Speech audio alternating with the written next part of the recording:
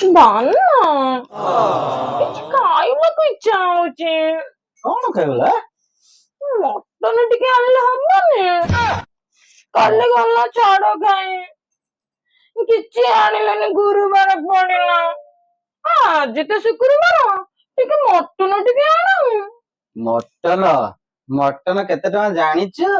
ବାହାରକୁ ଗଲେ ଜାଣନ୍ତୁ କେତେ ଟଙ୍କା। ତୁ ତ ସବୁବେଳେ ଖାଲି ଘରେ ବସିଲୁ।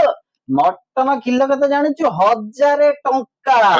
ବୋପା ଦିହକୁ ଏକରେ ଖାଇଥିଲୁ 1000 ଟଙ୍କା ଦେଇକି ମଟନ, ଆଇଲା କଣ ମଟନ ଖାଇବ? ଦାନା 100 ଗ୍ରାମ ଟିକେ ନେଇ ଆ। 100 ଗ୍ରାମ କୁ ଶୁଙ୍ଘିବ?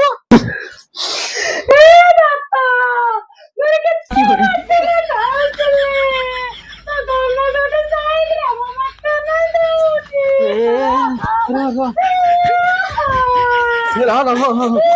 ଆନି ମଟନ କାନ୍ଦରେ